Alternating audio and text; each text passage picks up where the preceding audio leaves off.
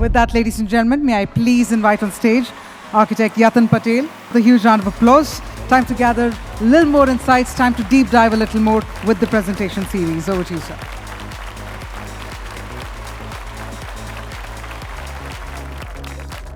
Thank you, FOAID, for the opportunity to call this segment. It's an industry awakening. We as architects were never taught the business of architecture in school. We've learned it the hard way. We've seen ups and downs, and more downs than ups in the profession. And there have been times when you said, I should have done a business course, or somebody should have guided us what not to do. So unfortunately, we've learned the hard way, but I guess it's time that architecture schools or young professionals really understand the business, how it is done. The two speakers, Rajiv and Kef, have given enough insights on what to do, what not to do. But what I wanted to talk about today is, it's actually a case study of what we did. And just to give you a snapshot of what we have achieved and how we've achieved it through the entire journey. We've been at it for about 36 years now. I started the business as a single individual practice. We used to be called Yatin Patel and Associates. We today have under our bag close to about 2,000 plus projects. We currently are doing close to about 90 million square feet of commercial architecture. We probably have about close to 10 million square feet on the interiors front. But interestingly, as Kev pointed out, the repeated business. So we're extremely proud to say that we have a 74% of repeat clientele. And really that's extremely important because that really tells us that we're doing something right. And it's important that we keep continuing in that fashion. We today have over 400 professionals within the firm in India. We have about 50 firms in the Asia-Pac region. In terms of global positioning, we joined the list of top 100 architectural firms a decade ago, where we were ranked 88th, and today we're ranked 47th as far as architecture goes. In terms of interior design, we're third on that list. And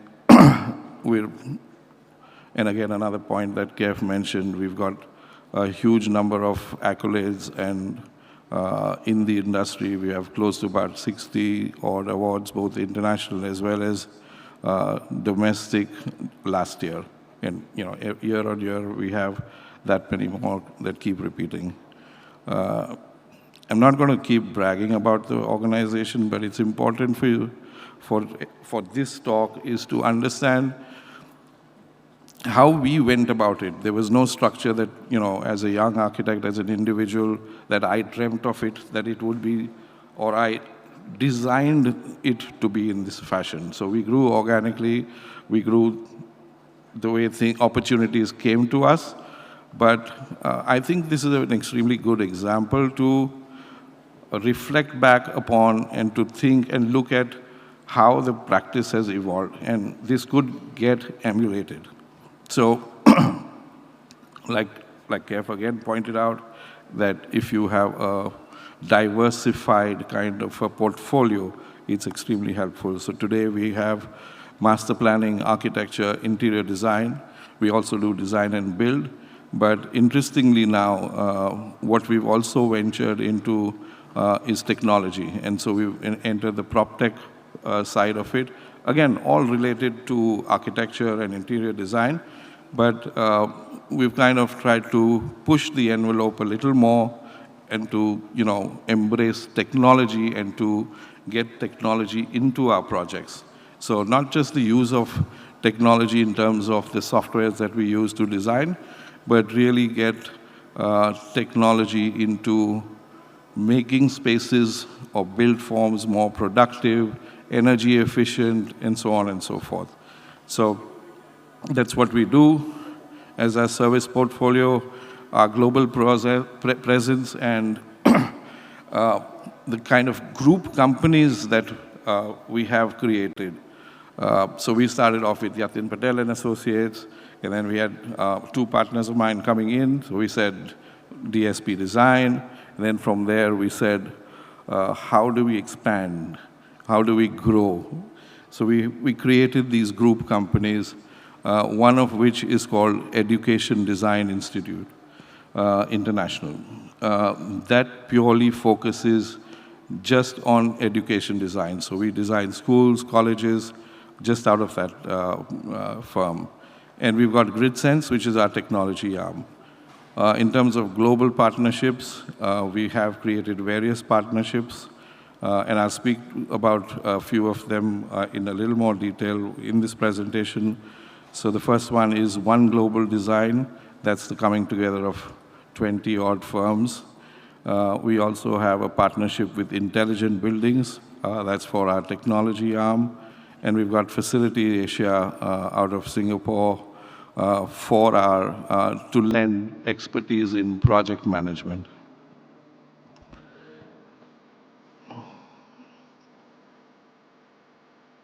So that gives you an idea of where we are.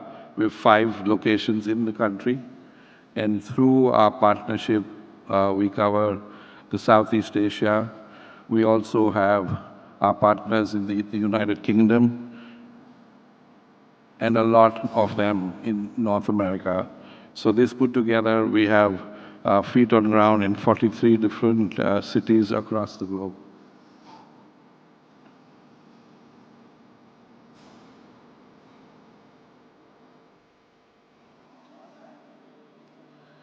Now just getting to a toolkit beyond the confines of theoretical learning. And like I said, the entire journey that I went through since the time I started as an individual from year 1988 up till today.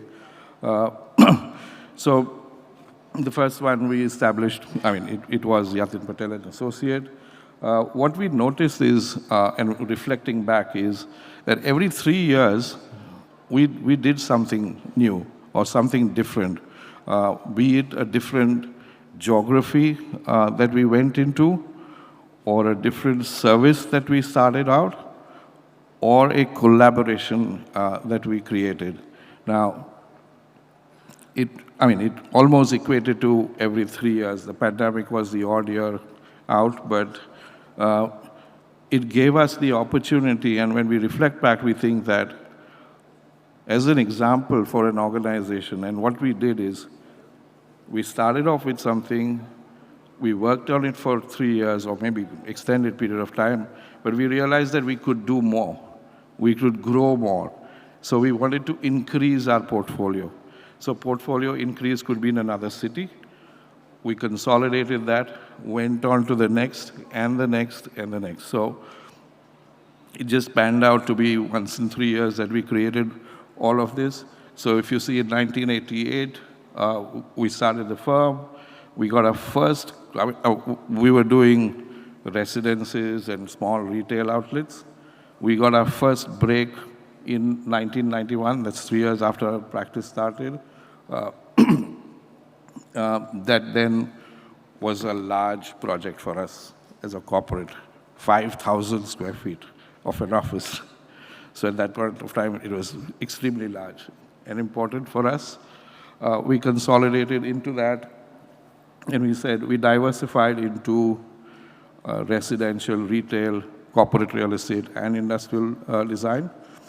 In 1998, we established our office in Bangalore because we had, by that time, we had a substantial amount of work happening in Bangalore.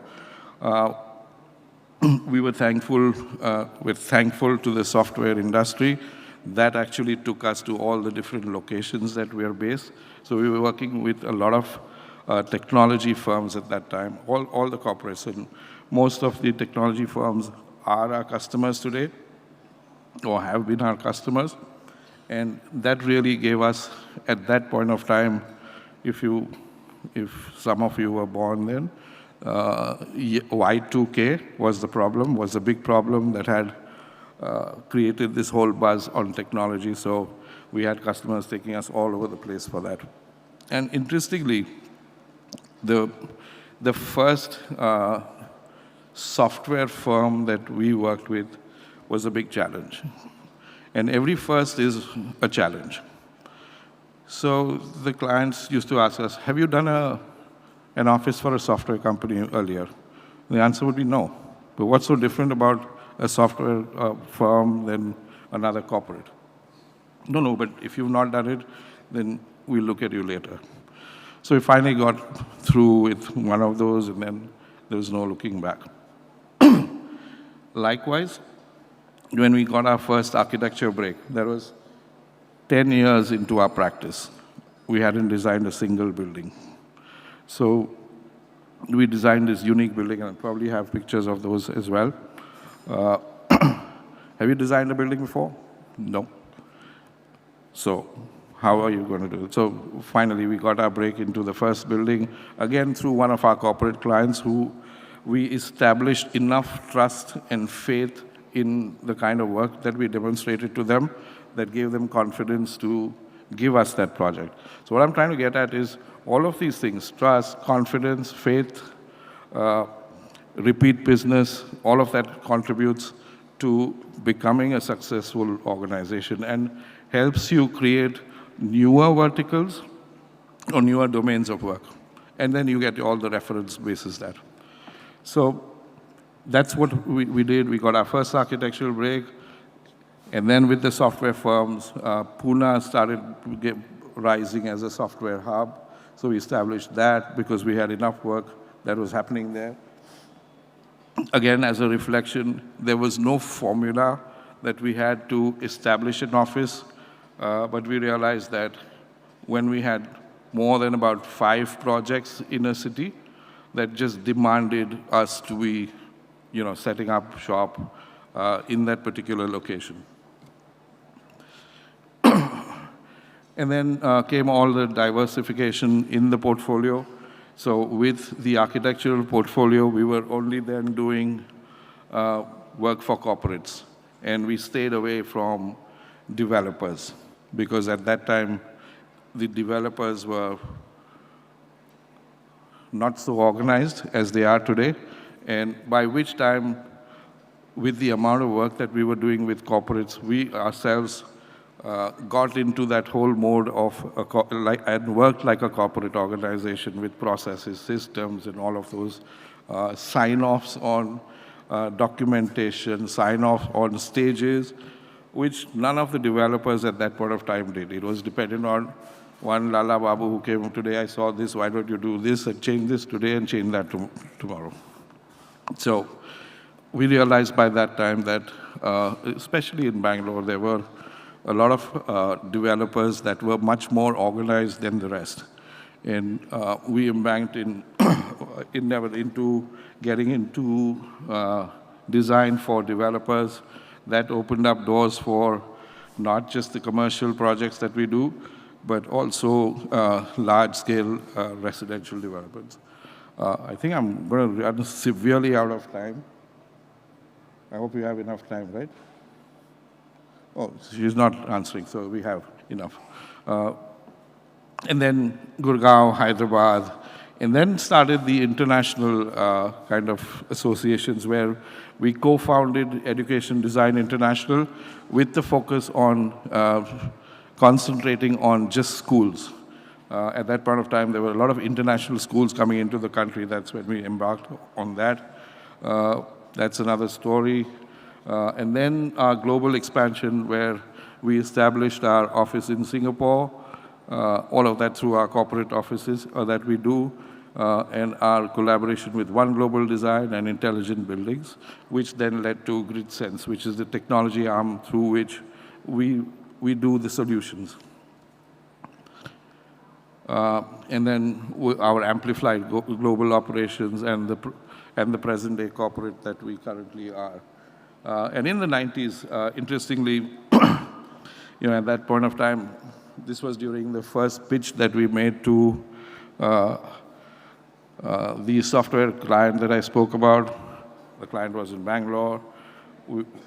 The technology wasn't there. We had to pick up our whole computer and take it there and make a presentation there. And then finally, we got to what we did. So that's our first building that we had designed way back in 1998, probably, completed in 2000. So it was a single, the building on the left that you see is a cable stayed structure. So you had a central core, and all the floors were suspended on cables. The building on the right was castellated columns coming out, curving in two different directions. We're happy to say that this is still on the Facebook page of Bangalore. This was designed in 1998, our first project. And then came to the larger scale projects. This is a 100-acre development in Bangalore, some larger campus developments. That's another campus development that we did for Capgemini. When we did our first residential building, multi-storied building, people were skeptical. Can you do a tall building? And I said, what's the difference between a tall building and a not so tall building? Of course, there's a lot of difference between a tall building and not such a tall building. But when we started the tall buildings, we now actually super specialize in super tall buildings. So all of these buildings that we're doing are close to about 220 meters or 280 meters. So it's a snapshot. And then some public buildings, so that's an auditorium building. These are some of the schools, a stadium, that's a built stadium, a football stadium in Ahmedabad, some retail, industrial, and that's our journey of a relationship that we created with Microsoft, one of our clients. So we started working with Microsoft way back in 2010, and we're still doing work for them. So we've actually handheld and grown together as an organization to deliver all of these projects during that period. Likewise, even for KPMG, we've had that relationship from 2017, and as we speak, we're delivering 3 more projects simultaneously in different locations. So also the intention of us having different studios in various locations gave us the ability to give this similar service to customers that had projects in multiple locations. Some images of KPMG's offices, Microsoft, Swiss Re, NVIDIA, Bosch, Samsung, GM. And those are some of the partnerships that I spoke of. That's education design, where we started off in India, and we now have projects across 59 different cities that we've done, and probably over 10 different countries. So the idea of starting just education design in India has now taken us on a global platform. And that's our partnership with Intelligent Buildings. You see the building on the right-hand side. That's the Time Warner building in New York at the Hudson Bay. All the technology within that building was designed by us. And this is an interesting partnership that we have with One Global Design. It's the coming together of 23 different firms, all owner-driven like us, which specialize in workspace design. So corporate offices is what we all do, and all of these firms focus just on that. What this does is, and we realize that in India, we're always competing against one of these multinational firms. There's Gensler, and then there's X and Y's. So this consortium actually was created to mitigate that challenge of working or competing with one of those giants. And we're now, within that, we have close to about 1,600 professionals. So we have access to a resource base of 1,600 professionals. I'll give you an example. We were doing a project for Morgan Stanley here in Mumbai. It's about 1 million square feet, and there was a need for an anthropologist to do a workshop. So we sent out a request to our partners, and in 2 days, we were able to host a workshop on behavioral studies for Morgan Stanley. So that's the kind of resource base that's available today with the partnership. And that's GridSense. Again, it's the technology solution that we created. And I'm going to reach out to Rajiv soon enough for the funding. He's just gone out, but all the architects, Puran is going to put some money into his fund, which comes to me, which comes to GridSense to give solutions to the globe. But none of this could have been achieved without the employees, without the resources that we have. And we claim to take great care of our employees. We have the certification from Great Place to Work At for the last couple of years now, and we continue to do that, for which we have a lot of learning sessions within the organization. We have a lot of, since we are in 5 or 6 different locations, some people don't know what the other office is doing and so on and so forth. So every year we have this annual event that gets everyone together, where we've got a lot of knowledge partners also that come in. A lot of our international partners come in. It's a great bonding time. People get to know each other. It's not just someone sending you an email anymore. You connect with each other there. You spend 3 days there. It's fun and a lot of knowledge sharing. Some of the speakers that we've had in some of those sessions from across the world, from different geographies, in different domains of work. So we had people from firms like the Zahadi, the HOK, and so on, from different locations, from Australia to the United States, from Bangkok. And then we also, not just ourselves, but encourage most of our leaders to attend these global summits, which give them insights into the way trends are in various domains. And then we also have now set a blueprint for our transformation, and we're calling it, because we're nearing our 4th decade, but we're already advancing that, and we're calling it DSP 4.0. Celebrating 35 years, we are already accelerating into our 4th decade, way before we hit it. From DSP 1.0 to DSP 4.0, the growth has been phenomenal. What started with a humble team, sure to grow into a powerhouse of over 400 experts, inching toward the 4,000 million mark in revenues, well before we enter our 4th decade. But DSP 4.0 is not just about numbers, it's about global ambition, new partnerships, and an unwavering drive to excel. DSP with Stephen Leach Group is said to amplify our presence across Asia, solidifying our position in hospitality, retail, industrial, and high-rise architecture. Together, we are geared to create a unified force, strategically positioned to dominate the Asian market. But DSP 4.0 also goes beyond geographies.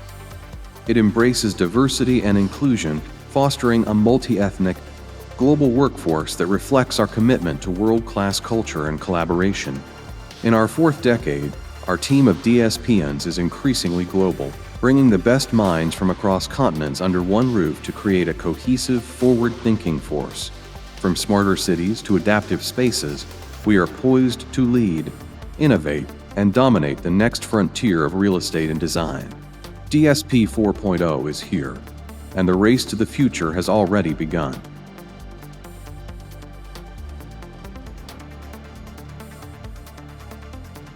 So just to summarize and end it up, just stay hungry and stay curious. Thank you.